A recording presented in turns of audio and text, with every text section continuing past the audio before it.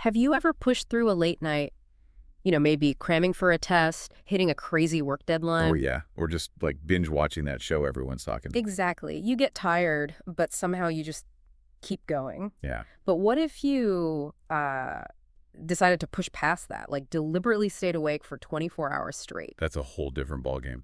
Well, today on the deep dive, that's exactly what we're unpacking. We're going deep into the fascinating and honestly often pretty alarming science behind sleep deprivation. Hmm. And we're exploring it through the lens of a 24-hour no sleep challenge that was documented in our source material. Right. A real-world test, essentially. Yeah, and our mission here is really to pull out the key insights, help you understand why sleep isn't just, a nice bonus.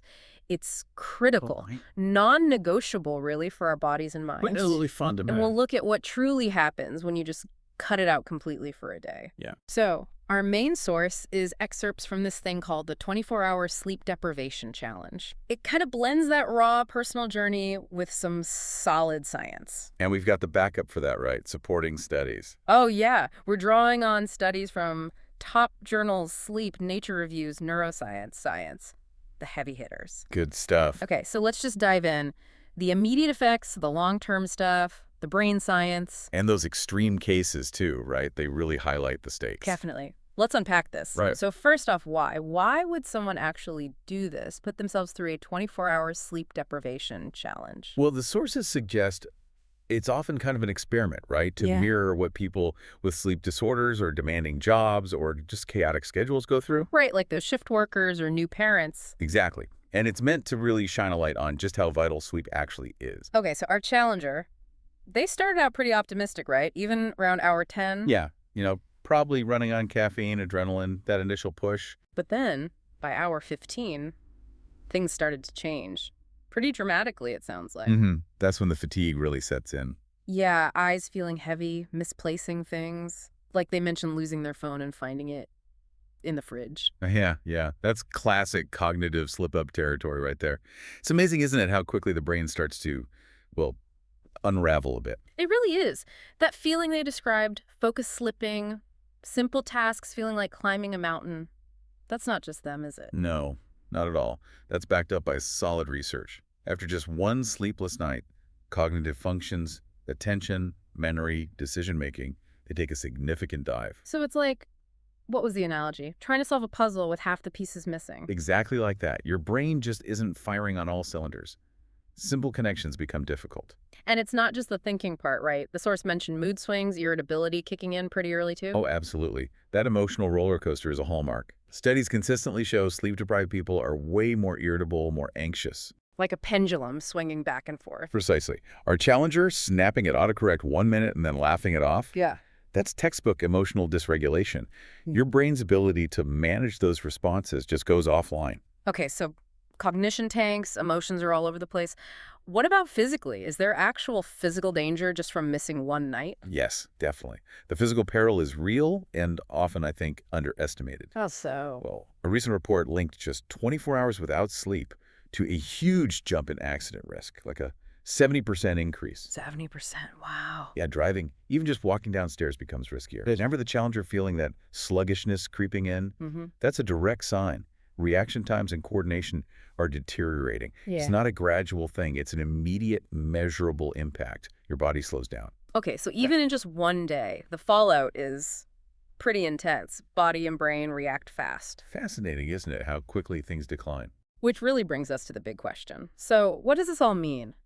Why is sleep so critical beyond just, not feeling like a zombie the next day? Right. It's way beyond just feeling rested.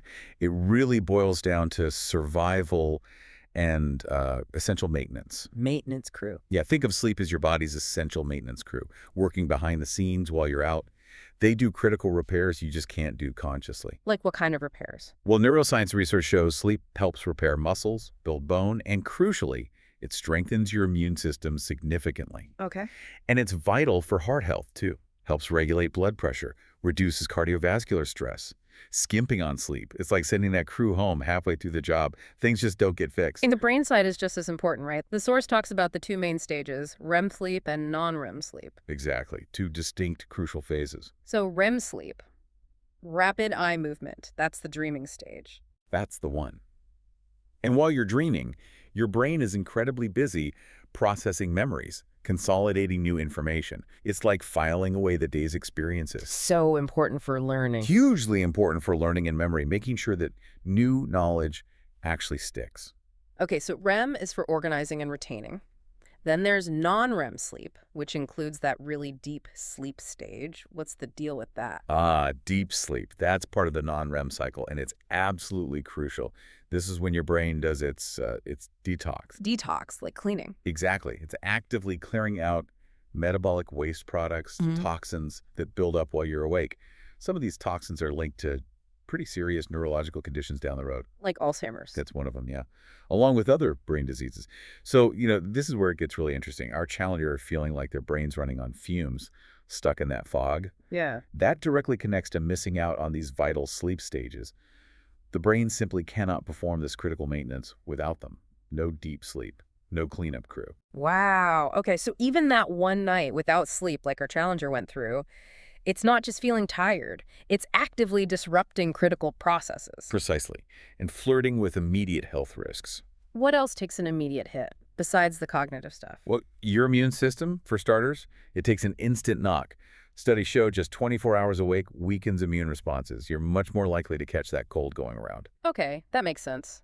What else? Cardiovascular strain. What? Big time. Sleep deprivations spikes blood pressure, increases heart rate. Your heart is working much harder than it should be. The challenger mentioned feeling their heart pounding, right? Yep, a direct physical sign of that strain. And then there's the mental health aspect. Again, anxiety, irritability, they just skyrocket. Research shows a pretty significant jump, maybe 30%, in anxiety symptoms after just one bad night. Okay, so that's just the immediate short-term hit. But what happens if this isn't just a one-off challenge? What if someone consistently gets, say, less than 6 hours? That's where it gets really scary, isn't it? That's when the risks really escalate, yeah. We're talking serious long-term consequences. Metabolic issues are a big one. Like diabetes, obesity. Exactly. Poor sleep messes with the hormones that regulate insulin and appetite. It disrupts your blood sugar control, increases cravings for, less healthy stuff. And cognitive decline. Definitely. Chronic sleep loss in older adults is strongly linked to memory problems, even a higher risk of dementia. And for younger people, kids, students, learning capacity just suffers. And then there's that really dramatic statistic, something about mortality risk. Yeah, that big meta-analysis linked chronic sleep deprivation, consistently getting too little sleep, to about a 12% higher risk of dying prematurely. Wow. From what? Often from things exacerbated by sleep loss, like heart disease, or simply accidents due to fatigue. Man, this really makes you think, doesn't it? Beyond just feeling tired, what are the huge hidden costs when we constantly sacrifice sleep? It raises profound questions about how we live, absolutely. And to really drive this home, let's talk about an extreme case, Randy Gardner. Ah, yes, the classic example. 1964, he was just 17, right?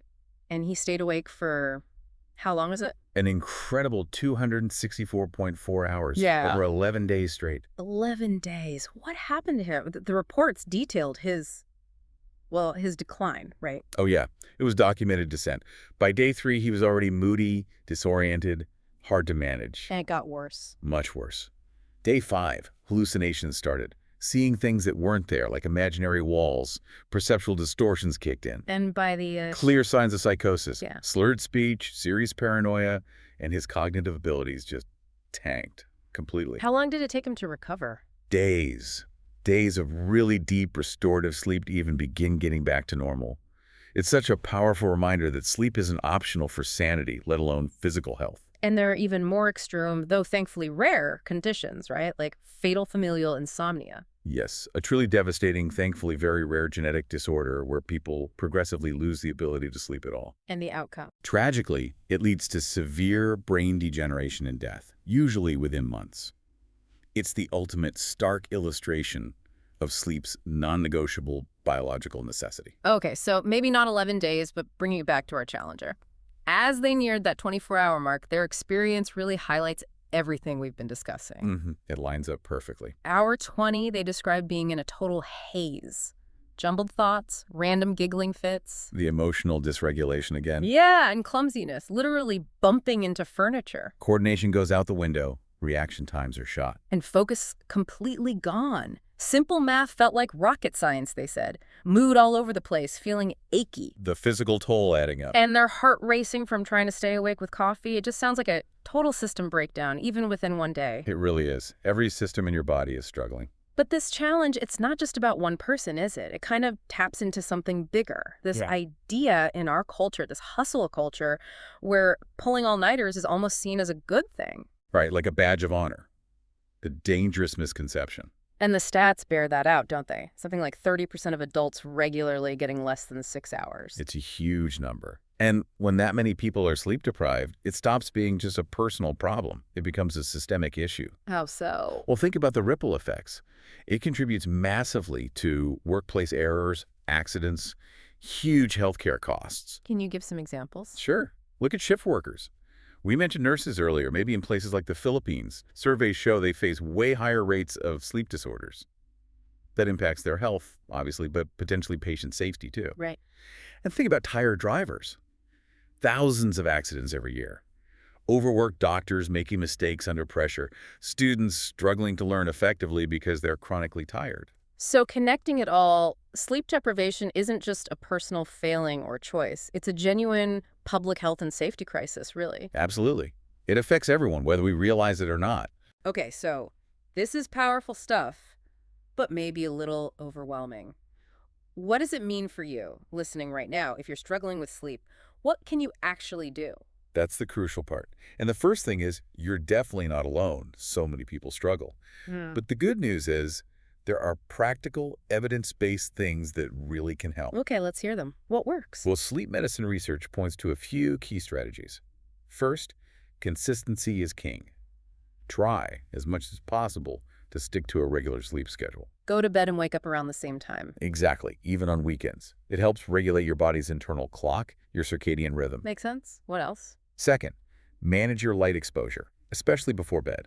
Limit screens, phones, tablets, TVs for at least an hour before you want to sleep. The blue light issue. Yep, it messes with melatonin production, the hormone that signals sleep time to your brain. Okay, schedule, screens. What's third? Create a good sleep environment. Make your bedroom a sanctuary for sleep. Keep it dark, quiet, and cool. Cool. How cool? Around 18 degrees Celsius, or 65 Fahrenheit, seems to be the sweet spot for many people. Gotcha. Dark, quiet, cool. Number 4. Develop a wind-down routine. Something relaxing that signals to your brain, okay, it's time to switch off. Could be reading a physical book, gentle stretching, meditation, listening to calming music. Not scrolling through stressful news feeds. Definitely not. Something genuinely calming. And finally, point 5. If you've tried these things and you're still really struggling with insomnia, don't just suffer through it. Talk to your doctor. Seek professional help. Absolutely. There are sleep specialists and really effective treatments available. Cognitive behavioral therapy for insomnia, or CBTI, is often considered the gold standard.